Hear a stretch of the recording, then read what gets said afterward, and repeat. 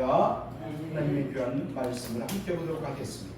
오늘 주신 하나님의 말씀은 요한복음 14장 1절에서 3절까지의 말씀입니다. 요한복음 14장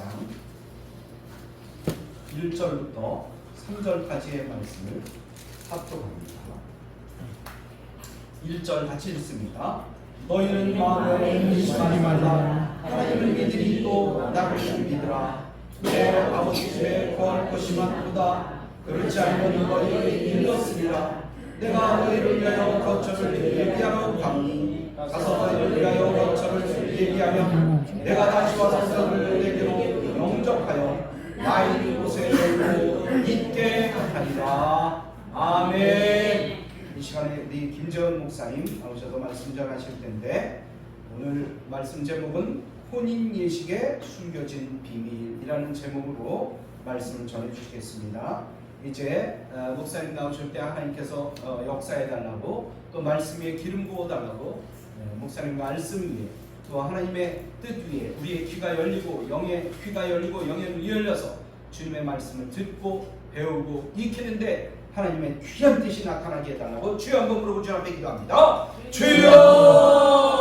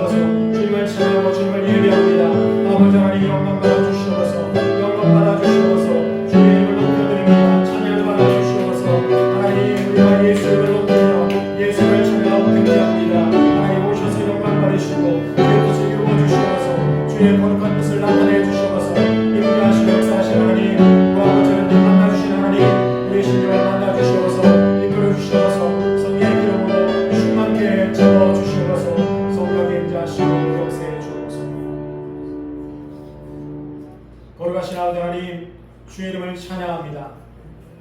찬양받기에 합당하신 하나님, 홀로 거룩하시고 영화로우신 하나님, 의로우신 하나님, 인자와 긍휼이 무궁하신 하나님, 우리의 허물과 죄악을 덮으시고 예수 보혈로 사해 주시는 하나님, 주의 이름을 찬양합니다. 오늘 시간 살아계신 주님 앞에 나와 우리의 마음을 주님 앞에 드리며 예배하는 모든 심령 가운데 은혜 담비가 부어지게 하시고 성령의 생수의 강이 흘러넘쳐나게 도와주셔서 공간 땅을 걸어갈지라도 피곤치 않고 공비키지 않는 하나님의 믿음의 능력이 나타나는 이 시간 되게 도와주옵소서.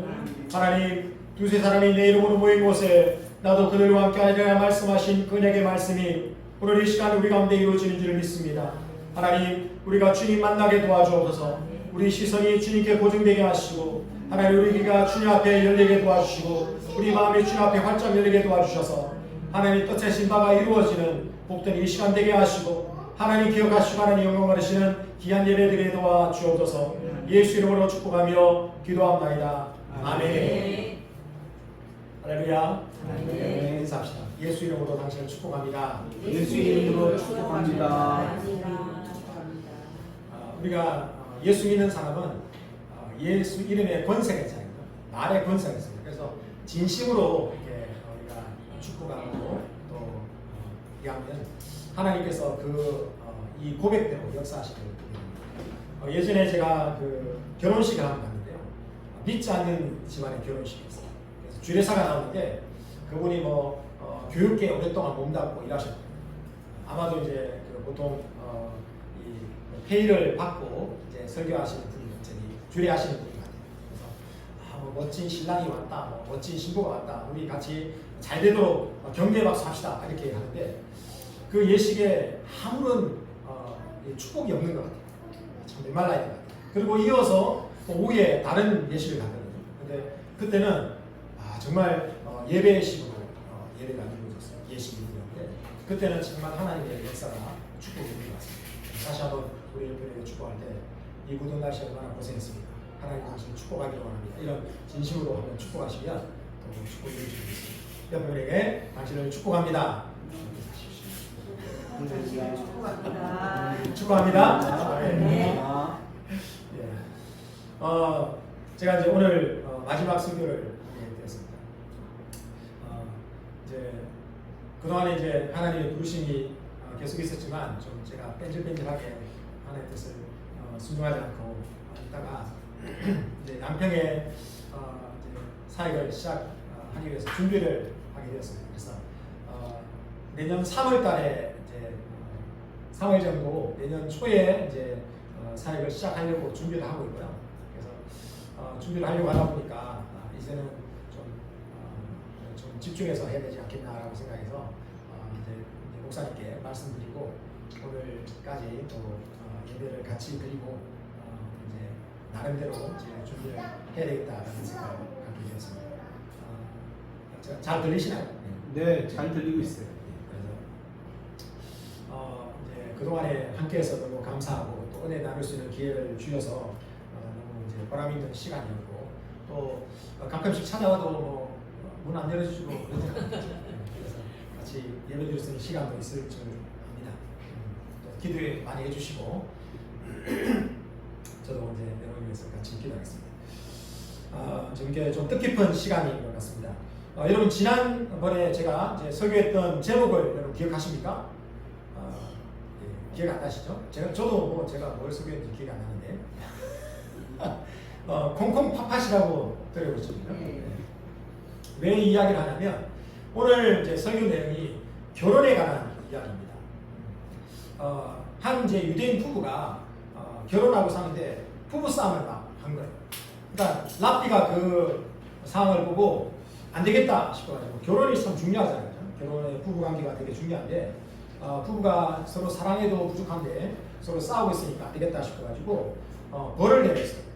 두 사람이 신랑 신부 전부 다 일주일 동안 신발에다 콩을 넣고 지내라. 다닐 때마다 신발에다 콩을 넣고 다녀라라고 얘기했어요. 그러니까 일주일이 지났습니다. 신발에 조그마한 모래 하나 들어가도 힘든데 콩을 넣고 다녔으니까 얼마나 힘들겠어요. 그래서 이제 일주일 지나고 나서 랍비가 두 사람을 불렀는데 남자의 얼굴은 완전히 죽은 사람이 됐어요. 얼마나 고생했는지. 근데 여자는 말짱해요. 그래서 아니 왜 그러냐라고 했더니 부인이 하는 얘기가 자기는 삶은 콩을 넣었대. 여자가 아주 지력적이요. 여자가 지력적. 그래서 여자분들의 말을 잘 들으시기 바랍니다. 오늘 하나님 말씀 속에 숨겨져 있는 비밀을 다루려고 하는데 이 이야기를 준비하면서 이제 유대인의 유머가 하나 생각나요. 이제 대학생 4명이 이제 MT를 갔습니다. 그래서 주일날 마무리하고 와가지고 월요일날 강의에 참여해야 되는데 놀다 보니까 너무 재밌는 거예요. 그래가지고 하루 더 놀자라고 서로 4명이 작당을 하고 월요일까지 놀고 화요일날 이제 강의실에 딱 도착했어요. 그래서 뭐 이렇게 변명을 해야 되는데 마땅한 이야기가 생각이 나가지고 우리 자기들끼리 짜가지고 자동차가 고장이 나서 자동차가 펑크가 나가지고 그걸 고치느라고 산중에서 그걸 고치느라고 시간이 너무 걸려서 월요일날 오지 못하고 화요일날 왔다라고 입을 맞춘 거예요. 그 얘기를 교수님한테 했더니 교수님이 괜찮다, 뭐 그럴 수 있지라고 얘기하면서 그런데 너네들이 시험을 봐야 돼라고 얘기해요. 무슨 시험입니까? 라고 했더니 4명이 다 강의실 내 구탱이에 자리를 잡게 하고 시험 제목은 문제는 뭐냐면 어느 바퀴에 빵꾸가 났냐 적어라 이렇게 했다는 거예요. 여러분 이제 거짓말은 들통이 납니다. 근데 저는 오늘 말씀을 준비하면서 하나님의 말씀이 얼마나 정말 이 진리인가. 하나님은 예언한 말씀을 얼마나 섬세하게 이루어 나가시는가를 보면서 정말 깜짝 놀랐습니다. 그래서 여러분들도 동일한 은혜를 받을 수 있기를 예수님으로 축복합니다. 여러분, 예수님의 사역을 기록한 책이 4권이 있습니다. 그걸 우리는 사복음서라고 얘기하고 있죠. 그런데 이 사복음서에 예수님의 사역을 기록한 내용의 3분의 2가 그러니까 73% 정도 되죠. 3분의 2가 갈릴리에서 이루어졌다는 거 알고 계십니까? 예수님의 대부분 사역은 이사야의 예언의 말씀처럼 갈릴리에서 사역이 이루어지게 되었습니다. 그리고 예수님의 이제 제자들도 전부 다 갈릴리 사람들이었습니다. 그리고 예수님의 말씀은 갈릴리 출신의 성도들이 잘 이해할 수 있도록 갈릴리의 문화와 생활 풍습을 바탕으로 해서 말씀이 전해진 거예요. 그러니까 우리가 말씀 읽을 때, 이 말씀은 무슨 뜻일까? 라고 이제 잘 이해되지 않지만 그 당시 갈릴리 사람들은 예수님 말씀 들을 때, 이게 그 말씀이구나 라는 것을 금방 알 수 있게 되었습니다. 그래서 우리가 잘 알고 있는 씨 뿌리는 비유나 겨자씨 비유, 거물에 물고기를 잡아가지고 물고기를 분류하는 비유, 이런 걸 들으면 그 사람들은 너무너무 쉽게 이해가 되는 거예요. 예수님 말씀 그렇게 쉽게 말씀 전했는데 목사님들은 전부 다 말씀 어렵게 전하죠. 이게 문제입니다.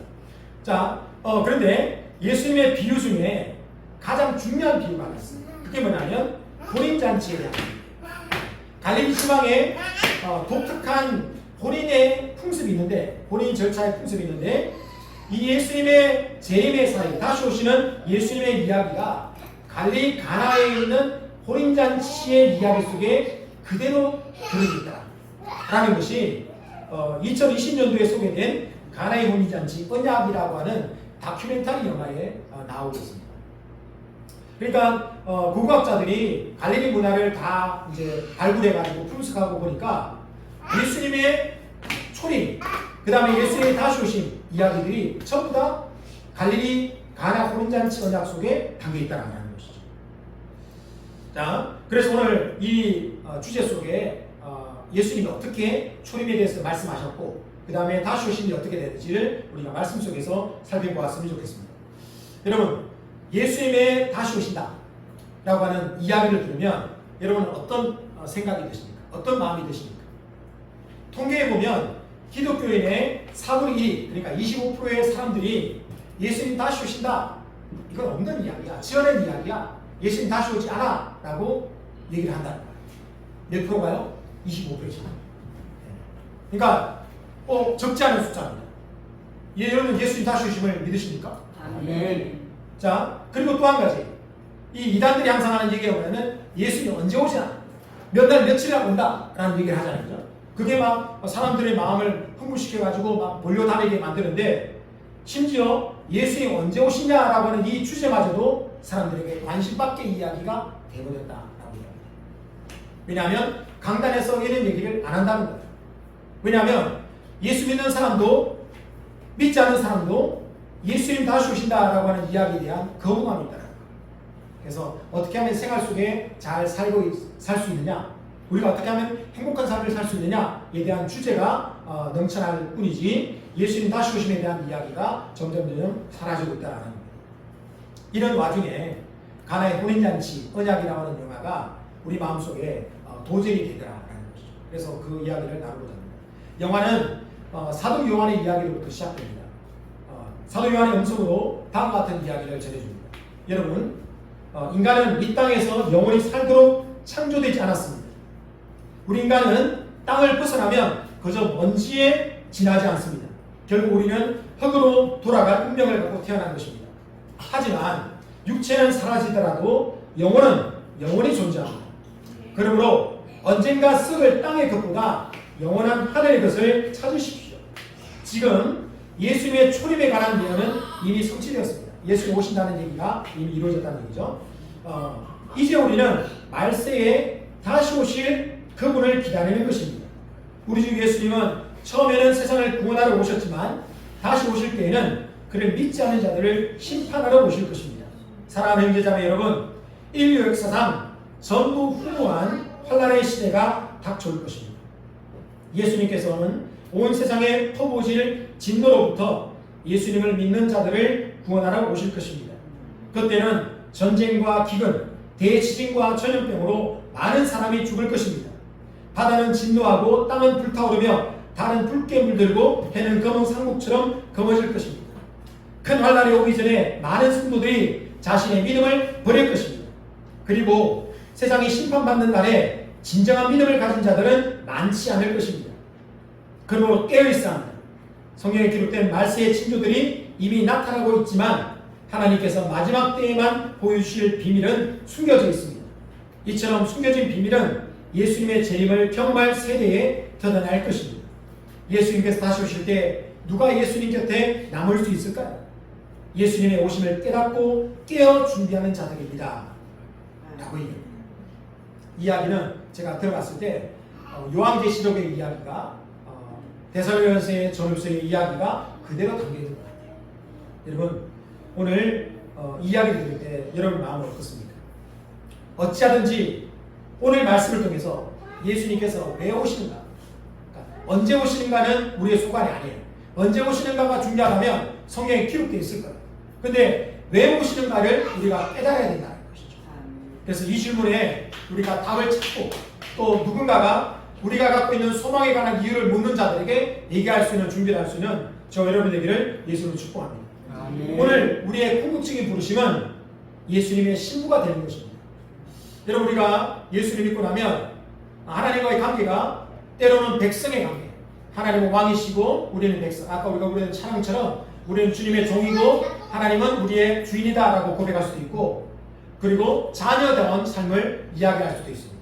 그리고 예수님과의 관계가 친구처럼 친밀한 관계도 될 수 있고 또 신부의 관계도 될 수 있습니다. 그런데 여러분 우리가 예수를 믿고 나면 처음에 어린 자녀와 같죠. 그죠? 그리고 좀 지나게 되면 하나님과 친밀함이 더 깊어져서 친구 같은 존재가 될 수도 있고, 주님 주신 사명을 잘 감당하기 위해서 종처럼 종의 마인드를 가지고 하나님을 섬기는 사람도 있습니다. 그리고 어떤 사람은 신부의 마인드를 가질 수도 있습니다. 근데 중요한 것은 한 가지가 있는 것이 아니다. 예수를 믿고 나서 나는 하나님 백성이구나. 좀 지나다 보면 나는 하나님 자녀네. 좀 지나다 보면 하나님 마음을 알게 되고 하나님 위로해 줄 수 있는 그런 친구의 마음으로 가게 되는데 내가 친구니까 하는 자녀 아니야. 아니라는 거예요. 친구이면서 하나님의 자녀이고 또 하나님의 백성일 수 있다. 복합적이다라는 것이. 근데 중요한 게 뭘까요? 우리의 신앙이 어디까지 가야 될까요? 신부의 신앙까지 가요. 신부의 신앙까지. 가장 깊은 단계가 바로 신랑과 신부의 관계다. 오늘 하나님께서는 창세부터 요한계시록까지 이스라엘과 교회를, 이스라엘과 하나님을, 그리고 교회와 하나님을 가장 깊이 있는 관계로, 신부의 관계로 나아가기를 원하고 계시다. 신부의 관계.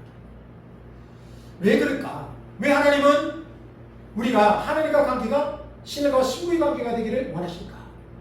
여러분, 유대인들은 남자가 아내가 없으면 행복해지지 않는다고 생각합니다.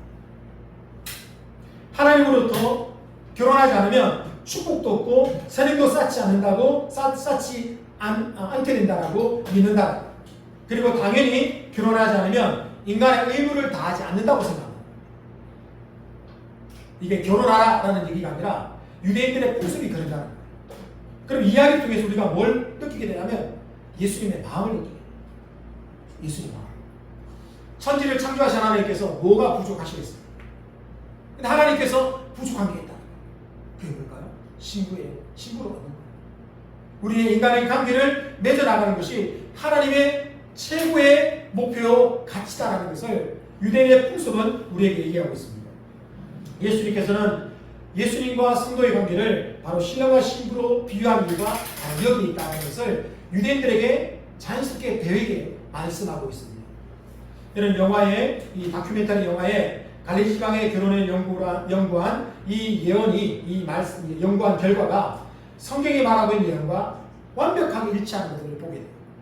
그것을 살펴보려고 합니다. 첫 번째, 유대인들은 갈릴리 지방의 결혼식은 첫 번째 정원식으로 시작됩니다. 정원식. 우리나라에서도 결혼하기 전에 약혼식을 하잖아요. 그죠? 그래서 우리나라의 약혼식이구나라고 생각했는데 전혀 그렇죠. 유대인들의 정혼식, 갈릴리 지방의 정혼식일 때는 신랑의 아버지가 이제 신부를 찾아와요. 신랑과 함께. 그래서 마을 사람들이 다 마을 입구에 모입니다. 그리고 그 마을의 장로들이 같이 모입니다.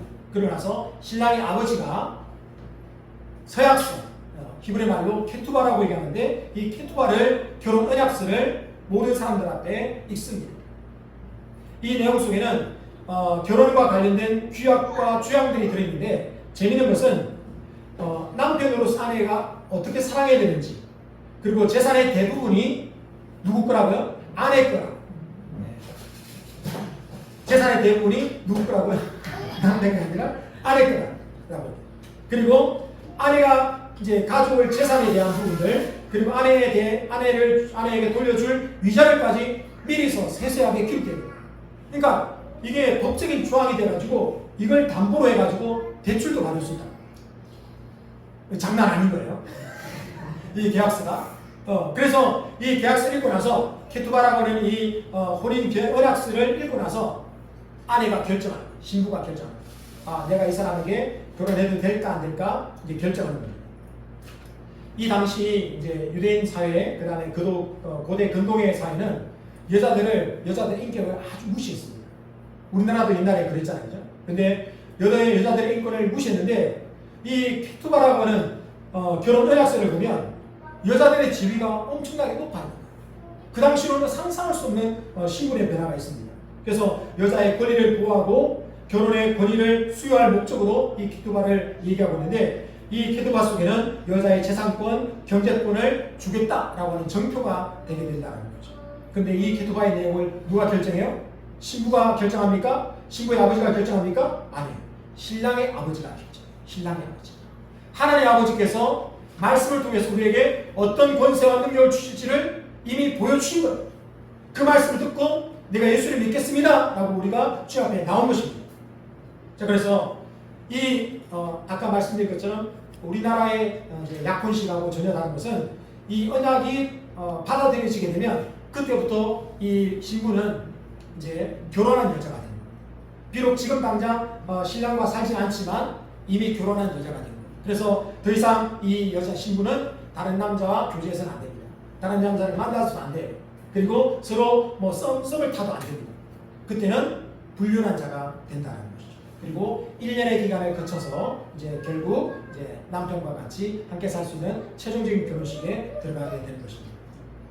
자, 그리고 이 케투바를 받고 나서 이제 신랑의 아버지는 신부의 아버지에게 뭘 주냐면 신부를 데려가는 대가로서 대가를 지불합니다. 지참금을 아내가 갖고 있는 것이 아니라 남편의 아버지가 신랑의 아버지가 신부의 아버지에게 주는 거예요. 이 금액이 얼마나 되냐면 여러분 야곱이 라반의 집에 가가지고 라헬을 얻기 위해서 몇 년 동안 일했습니까? 7년 동안. 자, 그럼 여러분 7년의 연봉을 다 아내를 데리고 오기 위한 돈으로 지불한 거예요. 얼마 정도 될까요?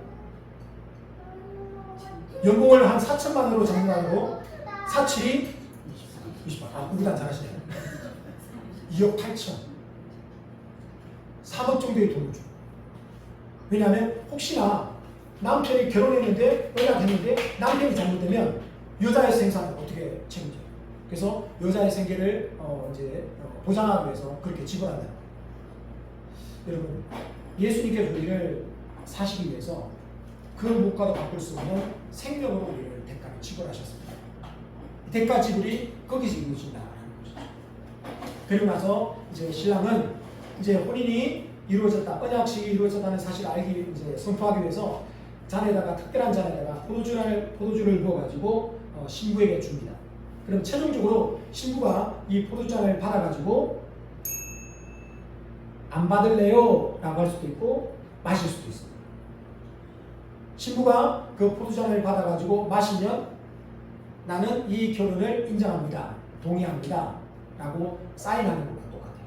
그러면서 이제 이 잔을, 신부가 마신 잔을 남편이 신랑이 다시 받아가지고 마시면서 뭐라고 얘기하냐면 당신은 모세의 율법에 따라서 선발되었습니다. 잘 들으십시오. 내 아버지 집에서 당신과 새 포도주를 마시기 전까지 이 잔에 든 것을 마시지 않겠소. 들어보셨어요? 잘 들으셨습니까? 내 아버지 집에서 당신과 새 포도주를 마시기 전까지 이 잔에 든 것을 마시지 않겠소. 기억나십니까? 어떤 말씀인지 기억나세요? 그러고 나서 신랑은 다 이뤘다, 모든 것이 지불되었다 라고 얘기를 합니다. 이 말씀도 기억나십니까? 그러고 나서 이제 신랑은 자기 집으로 돌아가서 신부를 맞을 준비를 합니다. 그때 신랑이 떠나갈 때 신부가 얘기해요. 가지 마세요 라고 얘기합니다. 그러면 신랑은 돌아서면서 내가 떠나가는 것이 당신에게 더 좋습니다. 내가 곧 돌아올 것입니다 라고 얘기한다. 너무 신기하지 않습니까? 저는 이 이야기 들으면서 소름이 쫙 끼쳐요. 그러고 나서 떠나기 전에 신랑이 신부에게 반지 같은 작은 선물을 줘요. 선물을 히브리 말로 마타나라고 하는데, 이 마타나가 헬라어로 카리스마타, 카리스마타. 이거 뭐냐면 성령의 은사예요. 신비롭지 않습니까?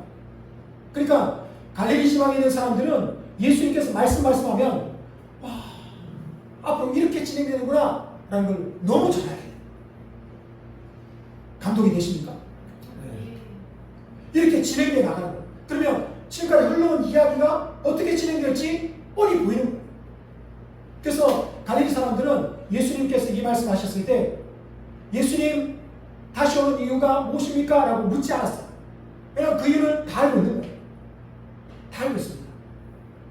묻는 질문은 언제 오십니까? 라는 걸 물어요. 여러분, 결혼 서약서가 뭘까요? 성경 말씀이에요. 아내를 데려오기 위해서 치렀던 대가는 십자가의 대속의 은혜와 같습니다. 예수님께서 마지막 제자들과 다락방에서 마지막 만찬하시면서 떡을 떼고 포도주를 주면서 이 잔은 너희를 위해서 흘리는 피, 곧 언약의 피다 라고 얘기하고, 내가 이 포도주 이 잔에서 난 것을 아버지에게서 새로운 것을 먹기까지 다시는 먹지 않겠다 라고 말씀하셨고, 해외에 적시되어 있는 신포도를 마시고 다 이뤘다라고 말씀하신 내용들을 우리는 너무 잘 알고 있습니다. 우리 예수님께서 신부된 우리를 데려오기 위해서 그 값을 다 치우셨습니다. 생명의 값을 치우시면서 우리를 핏값으로 사셨습니다. 그 어떤 사람이 치는 것보다 더 값진 희생의 대가를 치르시고 우리를 자녀 삼으셨습니다. 신부된 나는 이 모든 내용을 받아들이겠습니다 라는 말씀으로 우리는 포도주의 성찬에 참여하고 있습니다. 마태복음 26장 29절에 내가 포도나무에 난 것을 이제부터 내 아버지 나라에서 새 것으로 끌려 마실 때까지 마시지 아니하라 말씀하셨고, 요한복음 19장 30절에 예수께서 신포도주를 받으신 후에 다 이뤘다 하시고 머리를 숙이고 영원히 떠나가신가 라고 말씀하고 있습니다.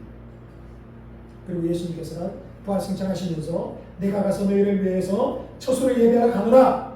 처소를 예배하면 다시 와서 너희를 내게로 영접해서 나 있는 곳에 너희들 있게 하리라 말씀하고 있습니다. 이제 신부는 신랑의 기간입니다.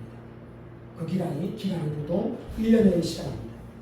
그때 정혼녀는 정결하게 자기 마음을 신랑을 위해서 날마다 지켜나가는 겁니다. 중간에 다른 사람이 생겼다고 해서 나 당신과 헤어질래요? 라고 할 수 없습니다. 이거는 한국이나 있는 일이고 유대인들의 사이에는 절대로 있을 수 없는 일입니다. 그 기간 동안에 무슨 일이 벌어지죠?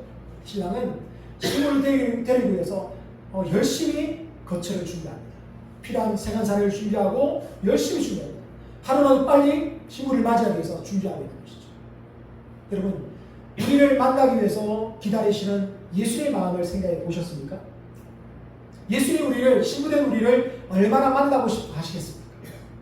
아가서에 보면 내 사랑하는 자의 목소리로구나 보라 그가 산을 달리고 작은 산을 빨리 넘어오는구나 라고 말씀합니다. 예수님 우리를 사랑하기 때문에 반드시 오신다. 빨리 오고 싶어 하신다. 그러므로 신부의 마음도 예수님을 간절히 바라는 마음으로 기다리고 있어야 되겠습니다. 신랑을 기다리는 마음이 없다. 그럼 신부일까요?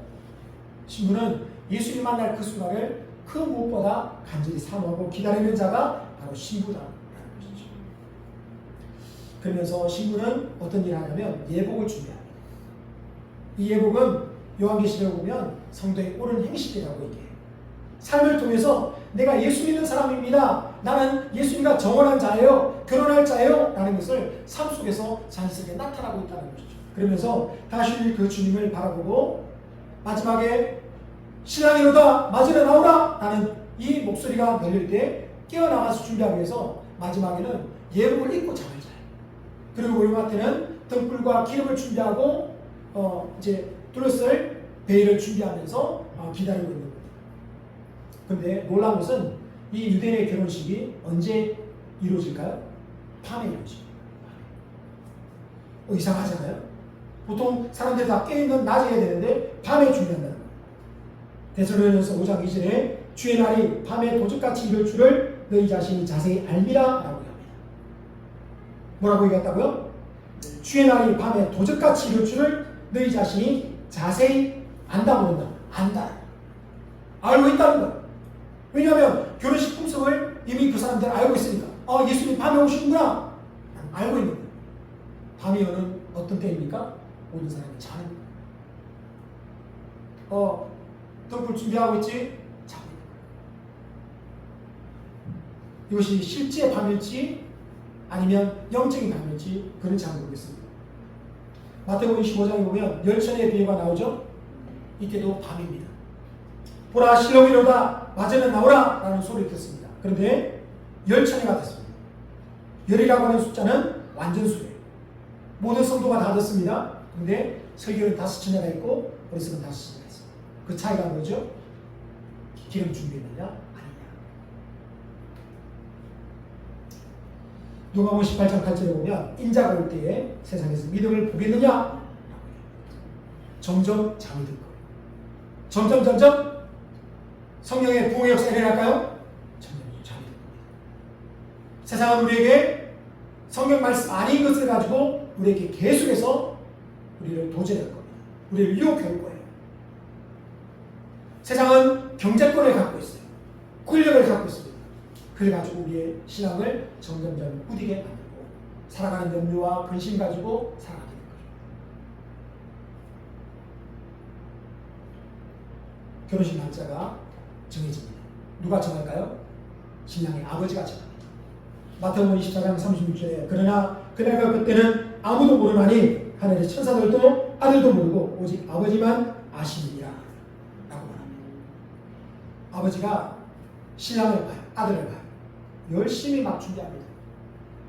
아내를 사모하는 마음 가지고 아내를 사랑하는 마음, 빨리 결혼하고 싶은 마음 가지고 열심히 집을 준비하고 생활상을 장만하는 그 모습을 보면서 대견하면서 전체를 보고 있는 아버지가 어느 날 아들을 부릅니다. 아들아 이제 되었구나. 신부를 데려와라 라고 얘기합니다. 그러면 신랑은 친구들과 같이 들끓다같이 일어나가지고 나팔을 불면서 동네를 돌아요. 그리고 그 소리가 온 마을을 깨우고 신부에게 들려집니다. 그러면서 보라 신랑이로다 맞으러 나오라 라는 소리를 듭니다. 깜깜한 밤에 그때 신부는 자기 들러리와 함께 일어나가지고 베일을 쓰고 예복을 입고 등불을 들고 신랑을 맞으러 나옵니다.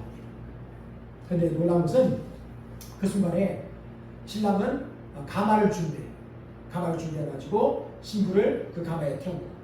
그러면 그 모습을 보고 사람들이 하는 얘기가 신부가 공중에 들려 아버지 집에 간다 라고 얘기한다. 뭐라고 한다고요? 공중에 들려 아버지 집에 간다. 데살로니가서 4장 17절에 우리가 구름 속으로 끌어올려 공중에서 주를 영접하게 하신다 라고 말씀합니다. 이제 신랑은 신부를 데리고 가서 아버지 집에서 결혼식 올립니다. 그리고 결혼식 날 신랑은 포도주를 마시고 나서 그 잔을 발에 딱 때려놓고 완전히 콱 밟아버려요. 그러면서 잔이 박살나겠죠? 그러면서 하는 얘기가 이제는 돌이킬 수 없다 라고 얘기한다. 이제는 번복할 수 없다. 여러분 너무 놀랍지 않습니까? 이 다큐멘터리 영화 속에 고고학자들이 갈릴리 지방을 발굴했어요. 거기 나오는 출품되어 있는 기록들과 이제 유물들을 분석해 보니까 갈릴리 가나 지방에 갈릴리 지방의 이 결혼 예식이 쭉 진행되는 걸 보면서 이게 성경 말씀과 너무 일치하는 걸 봅니다. 우리는 복음을 이미 알고 있습니다. 복음을 알고 있고 갈릴리 가나 지방에 갈릴리 지방에 있는 혼인 예식을 보면서 말씀이 이래서 이 말씀을 주셨구나 하는 걸 알고 있지만 갈릴리 지방의 사람들은 예수님이 말씀하실 때 그 말씀을 듣고 복음을 이해하게 됩니다. 우리는 복음을 듣고 이 복음이 이런 유대인 지방의 갈릴리 지방의 풍속과 연결되어 있구나 하는 걸 알지만 유대인들은 갈릴리 지방의 사람들은 예수님께서 이런 모습 가지고 우리 가운데 오시는구나 라는 것을 깨닫게 됐다는 것입니다. 여러분 본문 말씀을 다시 한번 읽어볼까요? 자, 주보에 나와 있죠? 잠을 깨우시고 요한복음 14장 1절 3절까지 큰 목소리로 읽어보겠습니다. 시작. 너희는 마음에 근심하지 말라. 하나님을 믿으니 또 나를 믿으라. 내 아버지 집에 거할 것이 많도다. 그렇지 않으면 너희에게 일이 없으리라. 내가 너희를 위하여 거처를 예비하러 가노니 가서 너희를 위하여 거처를 예비하며 내가 다시 와서 너희를 영원하여 나 있는 곳에 너희로 있게 하리라. 아멘. 여러분 우리에게 주님은 근심하지 말라라고 합니다. 인생의 두려움이 무엇입니까? 결국에는 죽음을 두려움으로 인생에 매여 종로를 하고 있는 우리 인생이 아니겠습니까? 근데 우리에게 분명한 것은 성도에게 죽음은 최고의 순간입니다. 주님을 맞이할 그 순간이 바로 우리가 육체의 시간들을 끝내는 시간이에요. 어떤 이는 죽음을 통해서 주님을 볼 사람도 있고 어떤 이는 어느 순간 혼인이 변화해서 공중에 끌어올려 주님을 볼 자가 있습니다. 그렇기 때문에 주님은 우리에게 근심하지 말라라고 말씀하고 있는 것입니다. 찬송가 493장에는 하늘 가는 밝은 길이 내 앞에 있으니 우리 장례식에 많이 부르잖아요. 그죠? 근데 이 찬양이 우리 삶의 인생의 꾸밈마다 불러야 될 찬양일 것을 보게 됩니다. 슬픈 일을 많이 보고 늘 고생해도 하늘 영광 밝음이 우리 인생의 어두운 그늘을 다 잊혀버린다는 거예요. 그 기쁨과 감격은 우리 인생에 닥쳐오는 모든 어려움을, 어둠을 다 걷어내는 그런 능력이 된다라고 찬송가는 얘기하고 있습니다. 나는 부족하여도 영접하실 터이니 영광 나라 계신 임금 우리 구주 예수라. 그 예수님이 우리의 신랑 되십니다. 하나님은 이스라엘을 통해서 열방이 하나님을 알게 하셨습니다. 이방인의 충만한 수가 차이까지 하나님은 유대인의 눈을 가려셨다고 얘기합니다. 그러면 이방인의 충만한 수가 채워지면 어떻게 될까요? 이스라엘의 백성들이 하나님께로 돌아옵니다. 그런데 놀라운 사실은 최근 통계에 의하자면 몇 년 사이에 믿고 돌아오는 유대인들의 숫자가 급속히 늘어나고 있다는 겁니다. 지금 이스라엘과 주변 국가들의 전쟁이 일어나고 있습니다. 우리는 이스라엘과 예루살렘의 평화를 위해서 기도해야 하겠습니다. 그리고 역사 속에 하나님이 일하고 계심을 보아야 된다. 우리가 갈릴리 가나의 풍습을 보면서 이런 절차를 통해서 하나님 오시겠구나라는 사실 알잖아요. 그렇죠? 근데 성경에 있는 내용들이 지금 역사 속에 이루어지고 있는 거예요. 여러분 알람 소리 들으면 어떻게 해요? 띠디디디 그러면 끄고 다시 자나요? 그럴 때가 많죠. 근데 띠디디디 소리를 내면 끄고 일어나요. 요한복음 21장 34절 36절은 이렇게 얘기합니다. 너희는 스스로 조심하라. 그렇지 않으면 방탕함과 술 취함과 생활의 염려로 마음이 둔화해지고 뜻밖의 그날이 덕과 같이 너희에게 임하리라. 이 날은 온 지구상에 거하는 모든 사람에게 임하리라. 그러므로 너희는 장차 올 이 모든 일을 능히 피하고 인자 앞에 서도록 항상 기도하며 깨어있으라. 여러분 우리는 거룩한 두려움을 가지고 주님 앞에 자신을 봐야 합니다. 거룩한 두려움이 있어야 돼요. 주님을 경외한다라고 하는 것들은 주님을 떨며 경외하고 살아. 내 안에 안일함은 없는가? 세상적인 것과 방탕한 것을 좋아하는, 폭력적이고 선정적인 것을 좋아하는 세상에 치우친 마음은 없는가? 정직하게 하나님 앞에 자신을 고백합니다. 그렇게 할 때 하나님께서 우리를 정결하게 구별하여 주시기, 우리 안에 있는 죄를 발견하게 되고 우리의 죄를 고백하게 되면서 우리의 정결케 하시는 하나님의 사랑을 그때 경험하게 됩니다. 그러기 위해서 우리는 기도의 자리에 나가야 합니다. 우리는 주님 앞에 주님이 임재하시는 예배 자리에 나가야 하는 것입니다. 깨어 있어야 됩니다. 세상은 우리에게 잠들라고 얘기해요. 육적으로도 잠들지만 영적으로 잠들어요. 보라, 신랑이로다, 맞으러 나오라 라는 부름 앞에 준비할 수 있도록 우리는 우리 자신을 깨워야 됩니다. 기도로 깨워야 되고, 예배로 깨워야 되고, 말씀으로 깨워야 됩니다. 세상은 점점 더 잠을 자게 만들 거예요.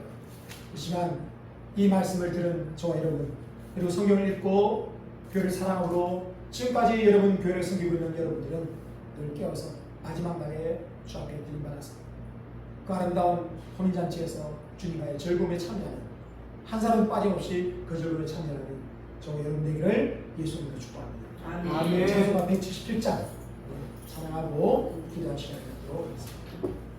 찬송가 177장.